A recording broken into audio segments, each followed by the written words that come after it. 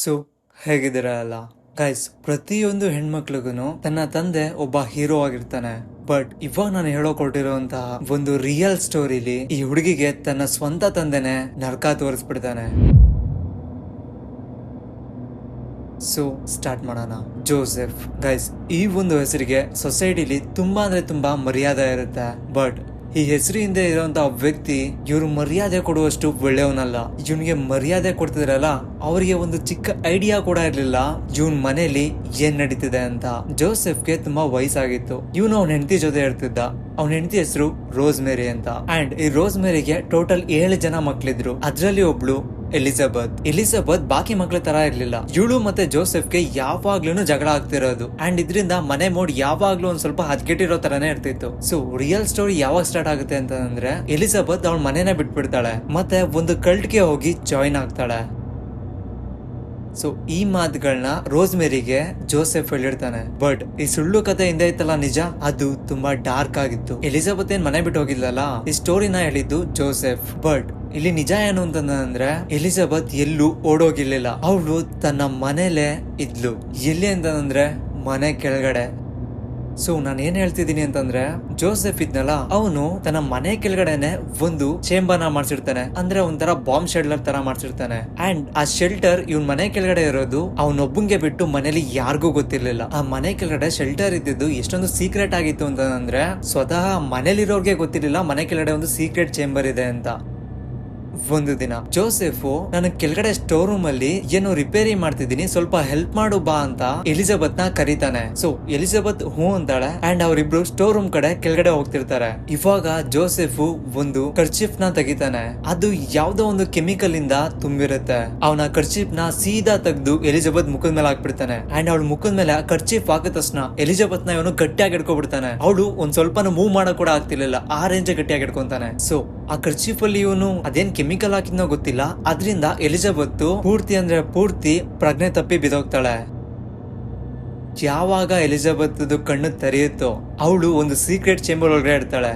And ಆ chamber ಬೇರೆ ಯಾವ್ದೂ ಅಲ್ಲ, ಜೋಸೆಫ್ ಅವನ್ ಮನೆ ಕೆಳಗಡೆ ಮಾಡಿದ್ನಲ್ಲ ಅದೇ ಚೇಂಬರ್.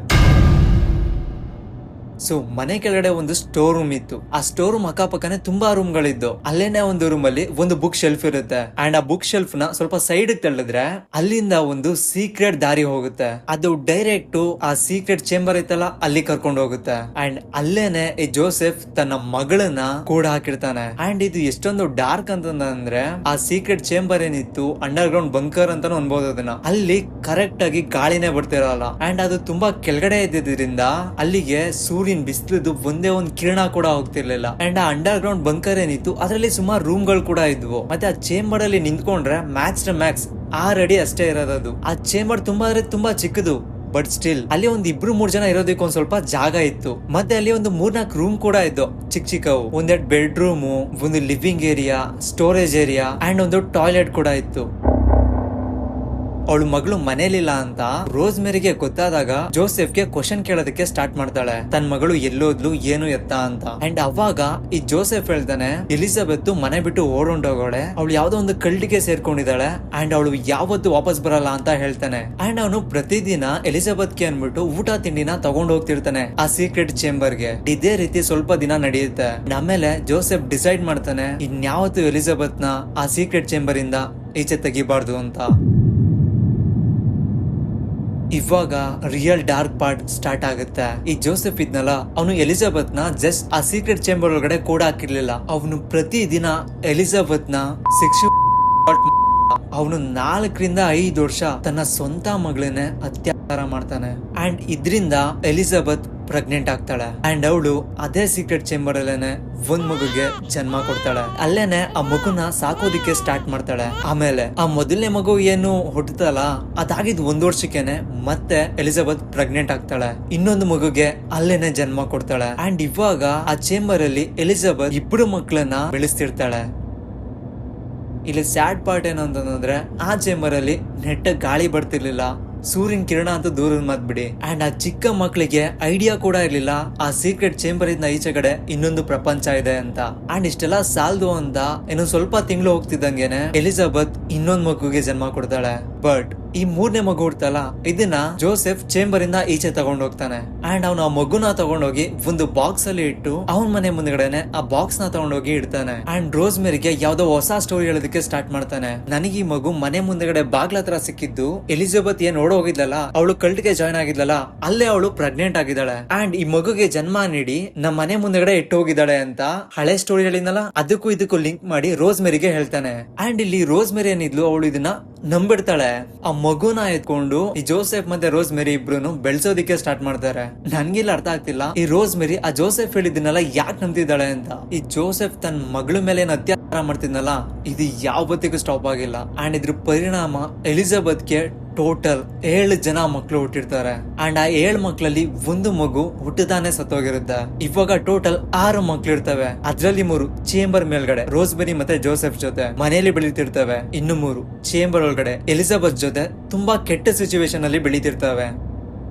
ಸೊ ಇಲ್ಲಿ 3 ಮಕ್ಕಳು ರೋಸ್ಮೆರಿ ಮತ್ತೆ ಜೋಸೆಫ್ ಜೊತೆ ನಾರ್ಮಲ್ ಆಗಿನೇ ಗ್ರೋ ಆಗ್ತಿದ್ದಾರೆ. ಬಟ್ ಸೇಮ್ ಟೈಮ್ ಇನ್ನ 3 ಮಕ್ಕಳು ಕೆಳಗಡೆ ಎಲಿಜಬೆತ್ ಜೊತೆ ತುಂಬಾ ವರ್ಸ್ಟ್ ಕಂಡೀಷನ್ ಅಲ್ಲಿ ಗ್ರೋ ಆಗ್ತಿದ್ದಾರೆ. ಇಲ್ಲಿ ಜೋಸೆಫ್ ಮಾಡಿದಿಷ್ಟೇ, ಯಾವಾಗ ಹೊಸ ಮಗು ಹುಟ್ಟುತ್ತಲ್ಲ, ಅವಾಗ ಅದನ್ನ ಒಂದು ಬಾಕ್ಸ್ ಒಳಗಡೆ ಇಟ್ಬಿಡೋನು, ತಗೋಬಂದ್ಬಿಟ್ಟು ತನ್ನ ಮನೆ ಮುಂದೆಗಡೆ ತಾನೇ ಮಡಗ್ಬಿಟ್ಟು ಅಂಡ್ ರೋಸ್ ಮೇರಿಗೆ ಅದೇ ಹಳೆ ಕಥೆನ ಹೇಳಿ ಆ ಮಗು ಎಲಿಜಬೆತ್ ಸೊ ನಮ್ಮನ್ನ ಸಾಕೋಕ್ ಹೇಳಿದಾಳೆ ಅನ್ಬಿಟ್ಟು ಅವನ ಜೊತೆಗೆ ಇಟ್ಕೊಂಡು ಸಾಕೋನು. ಅಂಡ್ ಇದನ್ನ ರೋಸ್ ಮೇರಿ ಪ್ರತಿ ಸಾರಿನೂ ನಂಬ್ತಾನೆ ಇದ್ಲು. ಅಂಡ್ ಹೀಗೇನೆ ರೋಸ್ ಮೇರಿ ಮೇಲ್ಗಡೆ 3 ಮಕ್ಳನ್ನ ಸಾಕ್ತಾ ಇರ್ತಾಳೆ. ಇವಾಗ ಕೆಳಗಡೆ ಸೀಕ್ರೆಟ್ ಚೇಂಬರ್ ಅಲ್ಲಿ ಬೆಳೀತಿದ್ರಲ್ಲ ಎಲಿಜಬೆತ್ ಜೊತೆ 3 ಮಕ್ಳು, ಅದ್ರಲ್ಲಿ ಒಬ್ಳು ಕ್ರಿಸ್ಟಿನ್ ಅಂತ. ಅವಳು ಆ ಚೇಂಬರ್ ಈಚೆ ಕಡೆ ಇರುವಂತ ಒಂದು ಪ್ರಪಂಚನೇ ನೋಡಿಲ್ಲ.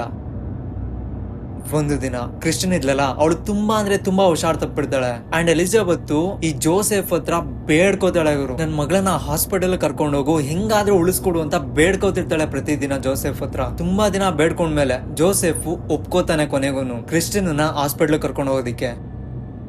ಸೊ ಫೈನಲಿ ಕ್ರಿಸ್ಟಿನ್ ಏನಿದ್ಲಲ್ಲ, ಅವಳನ್ನ ಎತ್ಕೊಂಡು ಅವನು ಹಾಸ್ಪಿಟ್ಲಿಗೆ ಹೋಗ್ತಾನೆ. ಅಂಡ್ ಅಲ್ಲಿ ಡಾಕ್ಟರ್ಸ್ ಕ್ರಿಸ್ಟಿನ್ ನೋಡ್ತಿದ್ರೆ ಅವ್ರಿಗೆ ಯಾವ್ದೋ ಒಂದು ದೆವ್ವ ನೋಡ್ದಂಗ ಆಗ್ತಿತ್ತಂದೆ. ಕ್ರಿಸ್ಟಿನ್ ಏನಿದ್ಲಲ್ಲ, ಅವಳು ತುಂಬಾ ವೈಟ್ ಇದ್ಲು. ಅಂಡ್ ಅವಳಿಗೆ ವಿಟಮಿನ್ ಡಿ ಹೆವಿ ಕೊರತೆ ಇರುತ್ತೆ. ಯಾಕಂದ್ರೆ ಆ ಹುಡುಗಿ ಯಾವತ್ತೂ ಸೂರ್ಯನ ನೋಡೇ ಇಲ್ಲ. ಸೊ ಕ್ರಿಸ್ಟಿನ್ ಆರೋಗ್ಯ ಇತ್ತಲ್ಲ, ಅದು ತುಂಬಾ ಹದ್ಗೆಡೋಗಿತ್ತು. ಇವಾಗ ಏನಾದ್ರು ಡಾಕ್ಟರ್ಸ್ ಅವಳನ್ನ ಟ್ರೀಟ್ ಮಾಡ್ಬೇಕು ಅಂತಂದ್ರೆ ಅವರಿಗೆ ಅವಳ ಬಯಾಲಜಿಕಲ್ ಹಿಸ್ಟ್ರಿ ಗೊತ್ತಾಗ್ಬೇಕಿತ್ತು. ಇವಳ ಪೇರೆಂಟ್ಸ್ ಯಾರು, ಇವಳಿಗೆ ಯಾವ ಕಂಡೀಷನ್ ಅಲ್ಲಿ ಬೆಳೆದಿದ್ದು, ಇದೆಲ್ಲ ಅವ್ರಿಗೆ ಗೊತ್ತಾದ್ರೇನೆ ಟ್ರೀಟ್ಮೆಂಟ್ ಮಾಡೋದಕ್ಕೆ ಸಾಧ್ಯ. ಸೊ ಡಾಕ್ಟರ್ ಈ ಕ್ವಶನ್ ಗಳನ್ನ ಜೋಸೆಫ್ ನ ಕೇಳಿದಾಗ ಅವನು ಅದೇ ಸೇಮ್ ಸ್ಟೋರಿನ ರಿಪೀಟ್ ಮಾಡ್ತಾನೆ. ಈ ಕ್ರಿಸ್ಟಿನ್ ಅವಳಲ್ಲ, ಇವ್ರಮ್ಮ 18 ವರ್ಷ ಇದ್ದಾಗ ಮನೆ ಬಿಟ್ಟು ಓಡೋಗ್ತಾಳೆ, ಯಾವ್ದೋ ಒಂದು ಕಲ್ಟ್ಗೆ ಹೋಗಿ ಜಾಯಿನ್ ಆಗ್ತಾಳೆ. ಕ್ರಿಸ್ಟಿನ್ ಹುಡ್ದಾಗ ಅವಳನ್ನ ತಗೊಂಡ್ಬಿಟ್ಟು ಮನೆ ಮುಂದೆ ಇಟ್ಬಿಟ್ಲು. ಬಟ್ ಇಲ್ಲಿ ಡಾಕ್ಟರ್ಸ್ ಹತ್ರ ಒಂದು ಮೆಡಿಕಲ್ ರಿಪೋರ್ಟ್ ಇತ್ತು. ಅಂಡ್ ಅದರಲ್ಲಿ ವಿಟಮಿನ್ ಡಿ ತುಂಬಾ ಡೆಫಿಷಿಯನ್ಸಿ ಇರೋದು ಗೊತ್ತಾಗ್ತಿದೆ ಕ್ರಿಸ್ಟಿನ್ ಅಲ್ಲಿ. ಅಂಡ್ ಆ ಡಾಕ್ಟರ್ಸ್ ಹತ್ರ ಇರೋ ರಿಪೋರ್ಟ್ಗೂ ಈ ಜೋಸೆಫ್ ಹೇಳ್ತಿರೋ ಸ್ಟೋರಿಗೂ ಒಂದಕ್ಕೊಂದು ಸಂಬಂಧನೇ ಇರಲಿಲ್ಲ. Something is wrong. ಸೊ ಇವಾಗ ಡಾಕ್ಟರ್ಸ್ಗೆ ಜೋಸೆಫ್ ಮೇಲೆ ಡೌಟ್ ಬರುತ್ತೆ. ಈ ಪಾಯಿಂಟ್ ಅಲ್ಲಿ ಕ್ರಿಸ್ಟಿನ್ ನ ಉಳಿಸ್ಬೇಕು ಅಂತಂದ್ರೆ ಅವಳ ಅಮ್ಮನ್ನ ಹುಡುಕ್ಲೇಬೇಕು. ಸೊ ಅದಕ್ಕೆ ಡಾಕ್ಟರ್ಸ್ ಪೊಲೀಸ್ ಕಂಪ್ಲೇಂಟ್ ನ ಕೊಡ್ತಾರೆ ಕ್ರಿಸ್ಟಿನ್ ಅವರ ಅಮ್ಮನ್ನ ಹುಡ್ಕೋದಿಕ್ಕೆ. ಸೊ ಈ ಮ್ಯಾಟರ್ ಎಷ್ಟು ದೊಡ್ಡದಾಗಿತ್ತು ಅಂತಂದ್ರೆ ಇದು ಮೀಡಿಯಾದಲ್ಲೆಲ್ಲ ಸರ್ಕ್ಯುಲೇಟ್ ಆಗೋದಕ್ಕೆ ಸ್ಟಾರ್ಟ್ ಆಗುತ್ತೆ. ಕ್ರಿಸ್ಟಿನ್ ಮತ್ತೆ ಎಲಿಜಬೆತ್ ಫೋಟೋನ ಹಾಕಿ, ಕ್ರಿಸ್ಟಿನ್ ಆರೋಗ್ಯ ತುಂಬಾ ಹದ್ಗೆಟ್ಟಿದೆ, ಇವಳ ಅಮ್ಮ ನೀನ್ ಎಲ್ಲಿದ್ರೂ ಪರವಾಗಿಲ್ಲ, ಬೇಗ ಅಂದ್ರೆ ಬೇಗ ಹಾಸ್ಪಿಟಲ್ ಹತ್ರ ಬಾ ಅಂತ ಮೀಡಿಯಾದಲ್ಲೆಲ್ಲ ಸರ್ಕ್ಯುಲೇಟ್ ಮಾಡ್ಸೋದಕ್ಕೆ ಸ್ಟಾರ್ಟ್ ಮಾಡ್ತಾರೆ. ಸೊ ಇವಾಗ ಕಥೆಯಲ್ಲಿ ಟ್ವಿಸ್ಟ್ ಬರುತ್ತೆ.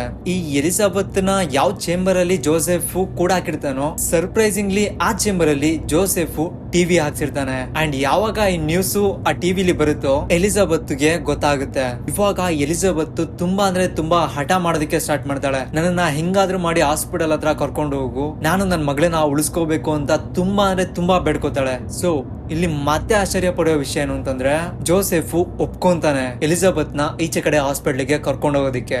ಬಟ್ ಒಂದು ಕಂಡೀಷನ್ ಜೊತೆಗೆ, ಅವಳು ಆ ಚೇಂಬರ್ ಇಂದ ಈಚೆ ಬಂದ್ಮೇಲೆ ಹಾಸ್ಪಿಟಲ್ ಹತ್ರ ಹೋದ್ಮೇಲೆ ಎಲ್ರಿಗೂ ಸೇಮ್ ಸ್ಟೋರಿ ಹೇಳ್ಬೇಕು. ಏನ್ ಈ ಜೋಸೆಫ್ ರೋಸ್ ಮೇರಿ ಮತ್ತೆ ಡಾಕ್ಟರ್ಸ್ ಕೇಳಿರ್ತಾನಲ್ಲ, ಇವಳು ಓಡೋಗಿದ್ದು ಕಲ್ಟಿಗೆ ಜಾಯ್ನ್ ಆಗಿದ್ದು, ಅಲ್ಲಿ ಪ್ರೆಗ್ನೆಂಟ್ ಆಗಿ ಮಕ್ಳುಗಳನ್ನ ಮನೆ ಮುಂದೆ ತಂದಿಟ್ಟಿದ್ದು, ಈ ರೀತಿ ಸೇಮ್ ಕಥೆನೆ ಇವಳು ಕೂಡ ಹೇಳ್ಬೇಕು. ಸೊ ಇದಕ್ಕೆ ವಿಧಿ ಇಲ್ಲೇ ಎಲಿಜಬೆತ್ ಒಪ್ಕೊಂತಾಳೆ.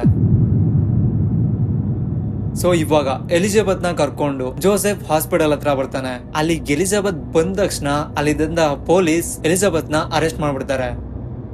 ಸೊ ಪೊಲೀಸ್ನವ್ರು ಏನಕ್ಕೆ ಎಲಿಜಬೆತ್ ನ ಅರೆಸ್ಟ್ ಮಾಡಿದ್ರು ಅಂತಂದ್ರೆ ಅವಳು ಕ್ರೈಮ್ ಮಾಡಿರ್ತಾಳೆ ಜೋಸೆಫ್ ಹೇಳಿದ ಪ್ರಕಾರ ತನ್ನ ಮಕ್ಕಳನ್ನ ಅಬ್ಯಾಂಡನ್ ಮಾಡಿರೋದು. ಸೊ ಈ ಕ್ರೈಮ್ ಮೇಲೆ ಎಲಿಜಬೆತ್ ನ ಪೊಲೀಸ್ನವರು ಅರೆಸ್ಟ್ ಮಾಡ್ಬಿಡ್ತಾರೆ. ಅಂಡ್ ಇವಾಗ ಪ್ರೈವೇಟ್ ಆಗಿ ಎಲಿಜಬೆತ್ ಜೊತೆ ಪೊಲೀಸ್ನವರು ಮಾತಾಡಿದಾಗ ಅವಳು ಸ್ಟಾರ್ಟಿಂಗ್ ಅಲ್ಲಿ ಜೋಸೆಫ್ ಹೇಳಿ ಸ್ಟೋರಿನೇ ಹೇಳ್ತಾಳೆ. ಬಟ್ ಪೊಲೀಸ್ನವ್ರಿಗೆ ಹೆವಿ ಡೌಟ್ ಇರುತ್ತೆ ಜೋಸೆಫ್ ಮೇಲೆ. ಸೊ ತುಂಬಾ ಫೋರ್ಸ್ ಮಾಡಿದ್ಮೇಲೆ ಎಲಿಜಬೆತ್ ಒಂದು ಕಂಡೀಷನ್ ಜೊತೆಗೆ ಅವಳ ಸತ್ಯಾಗತೆನ ಹೇಳ್ತಾಳೆ. ಆ ಕಂಡೀಷನ್ ಏನು ಅಂತಂದ್ರೆ ನಾನು ಮತ್ತೆ ಇನ್ನೊಂದ್ಸಾರಿ ಆ ಜೋಸೆಫ್ ಮುಖನ ನೋಡಬಾರ್ದು. ಸೊ ಇದಕ್ಕೆ ಪೊಲೀಸ್ನವ್ರು ಒಪ್ಕೊಂತಾರೆ. ಅಂಡ್ ಎಲಿಜಬೆತ್ ತನ್ನ ಜೊತೆ 24 ವರ್ಷಗಳಿಂದ ನಡೆದಿರುವಂತಹ ಹಾರಿಫಿಕ್ ಇನ್ಸಿಡೆಂಟ್ ನ ಹೇಳ್ತಾಳೆ. ಸೊ ಅಟ್ ದಿ ಪಾಯಿಂಟ್ ಪೊಲೀಸ್ನವ್ರಿಗೆ ಅನ್ಸೋದಿಕ್ ಸ್ಟಾರ್ಟ್ ಆಗುತ್ತೆ, ಇಂತ ಮನುಷ್ಯರು ಕೂಡ ಪ್ರಪಂಚದಲ್ಲಿ ಇರ್ತಾರ, ತನ್ನ ಮಗಳ ಜೊತೆ ಇಷ್ಟೊಂದು ಕೆಟ್ಟದಾಗಿ ಯಾವ್ದಾದ್ರು ತಂದೆ ನಡ್ಕೊಂತಾನ.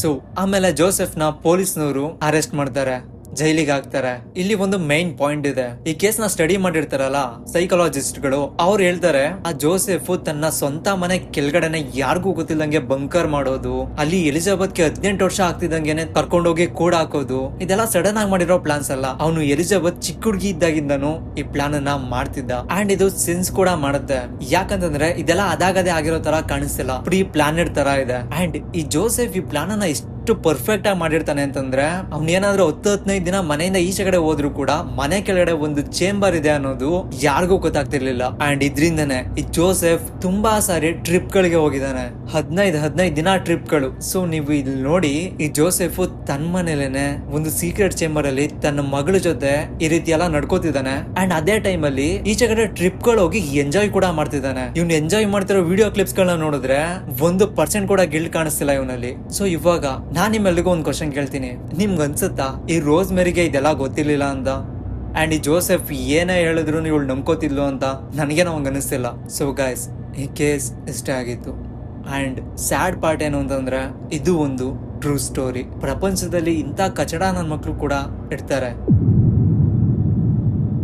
ಗೈಸ್, ಚಾನಲ್ನ ಸಬ್ಸ್ಕ್ರೈಬ್ ಮಾಡ್ಕೊಳ್ಳಿ. ಇದೇ ತರ ಹಾರಿಫೈಯಿಂಗ್ ಕೇಸ್ಗಳು ಈ ಚಾನಲ್ ಅಲ್ಲಿ ಮುಂದೆ ಬರ್ತಿರ್ತವೆ. ಸೊ ಸಿಗುವ ಮುಂದಿನ ವಿಡಿಯೋದಲ್ಲಿ, ಅಲ್ಲಿವರೆಗೂ ಬಾಯ್.